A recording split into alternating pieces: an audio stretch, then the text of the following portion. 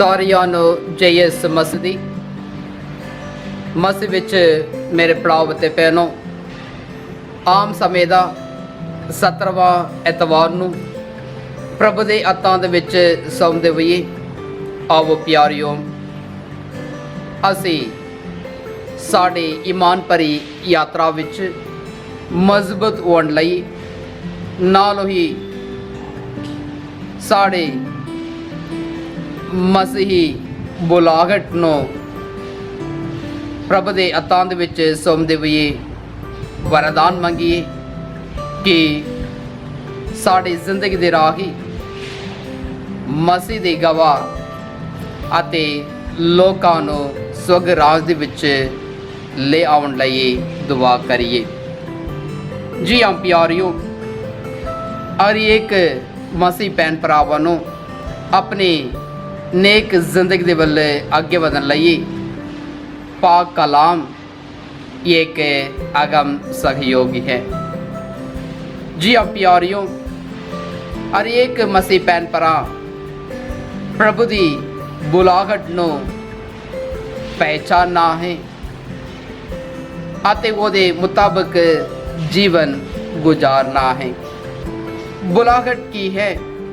बुलाहट असा सारियां नूं प्रभु वालों जो मिले होया एक कम है, तुहानू नाम पुकारदे हुए वो अपने कमां दे लई सदिया है। भावे वक वक कमां दे लई वो जिस तरह संत पौलुस कुरिन्थियां दे विच आखदे हन, किसी नूं नबी दे रूप विच, किसी नूं सिक्ख्या दे खेत्र दे विच, किसी नूं भविष्यवाणी बोलण दी शक्ति वरदान, या किसी नूं धर्म प्रचार करन दा वरदान, या किसी नूं मसीह तालीम सिखाउण दे वरदान। वक वक कमां दे राही प्रभु सदा दिंदे हन। ये बुलाहट प्रभु वालों सानू मिली हुई एक महान वरदान है।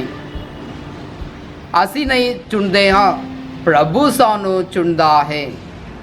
इसलिए गुनाह दी अंजल ओदा 15 बाब आयत 16-17 विच असी पढ़ते हाँ, तुसी मैनू नहीं चुनिए वो मैं तुहानू चुनिया है।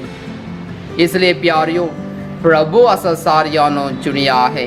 इसलिए चुनाव ये बुलाहट है जो प्रभु वालों अपने अपने ना पुकारदे हुए सानू बुलाया है।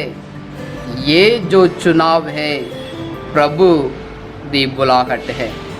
इसलिए इस प्रभु दी बुलाहट दे विच असी नेक पवित्र जिम्मेदारी दे नाल साडे कामां नूं प्रभु दे कामां दे नाल जोड़दे होए सेवा मनोभाव दे नाल स्वर्ग राज दे लई काम करांगे।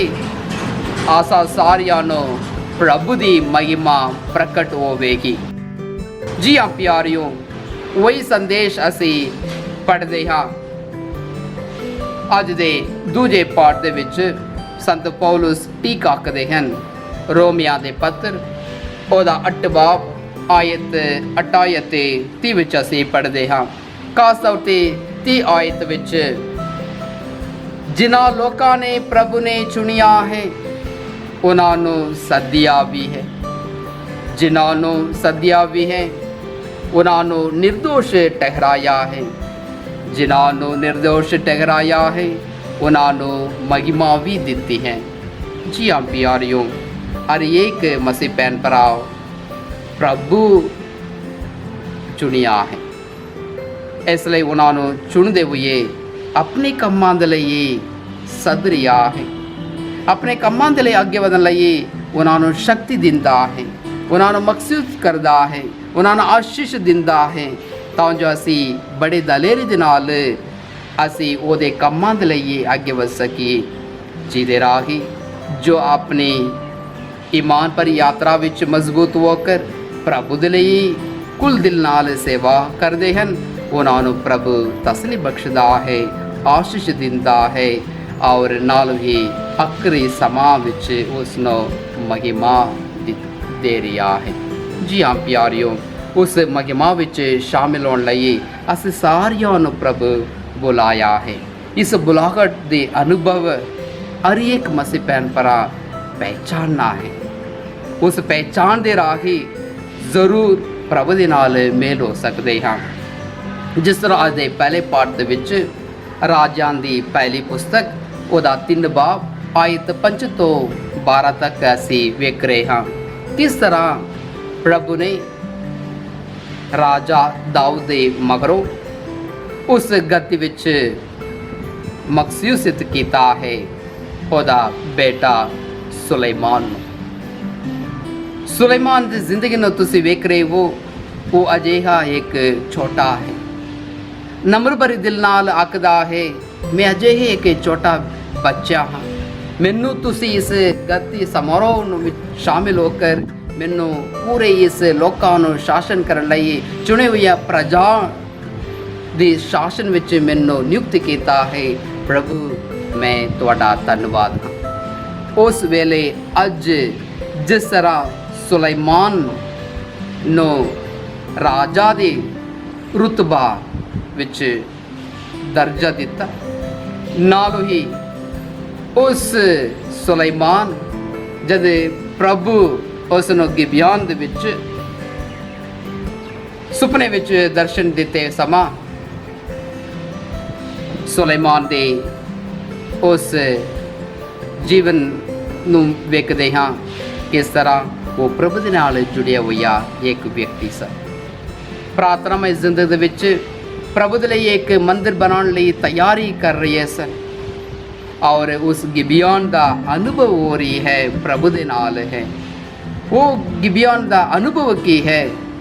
ਪਹਿਲਾ ਹੈ ਜੋ ਪ੍ਰਭੂ ਦਾ ਦਰਸ਼ਨ, ਪਹਿਲਾ ਹੈ ਪ੍ਰਭੂ ਦਾ ਦਰਸ਼ਨ ਹੈ ਜੋ ਸੁਪਨੇ ਵਿੱਚ ਪ੍ਰਭੂ ਖੁਦਾ ਸੁਲੇਮਾਨ ਦੇ ਨਾਲ ਗੱਲਬਾਤ ਕਰ ਰਿਹਾ ਹੈ। ਸੁਲੇਮਾਨ ਤੂੰ ਦੱਸ ਤੁਹਾਨੂੰ ਕੀ ਚਾਹੀਦਾ ਕਿ ਮੈਂ ਤੁਹਾਨੂੰ ਦੇਵਾਂ?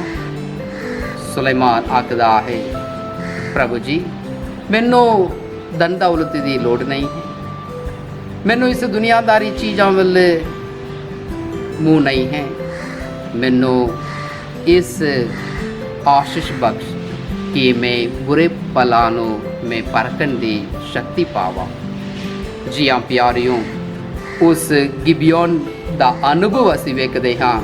ਇੱਕ ਮਹਾਨ ਸ਼ਕਤੀ ਵਰਦਾਨ ਸੁਲੇਮਾਨ ਰਾਜਾ ਨੂੰ ਪ੍ਰਭੂ ਦੇ ਰਿਹਾ ਹੈ। वो है प्रभु ने ये महान दनाई बख्शी है कि ये आशीष देती है। ना ही ये वरदान पहले किसी ਨੂੰ ਵੀ ਮਿਲਿਆ ਹੋਵੇ ਜਾਂ ਆਉਣ ਵਾਲਾ ਕਿਸੇ ਰਾਜਾ ਨੂੰ ਵੀ ਵੇਖਣ ਦਾ ਮੌਕਾ ਨਾ ਹੋਵੇ। ऐसी एक दनाई बुद्ध प्रभु ने सुलेमान ਨੂੰ बख्शी है। जी हाँ प्यारियों, यही गिबियोन ਦਾ ਅਨੁਭਵ ਹੈ। ਗਿਬਿਓਨ ਦਾ ਅਨੁਭਵ ਸੁਲੇਮਾਨ ਰਾਜਾ ਨੂੰ ਪ੍ਰਭੂ ਨੇ ਸੱਦਿਆ ਹੈ, ਚੁਣਿਆ ਹੈ, ਗੱਦੀ ਵਿੱਚ ਬਿਠਾਇਆ ਹੈ, ਆਪਣੇ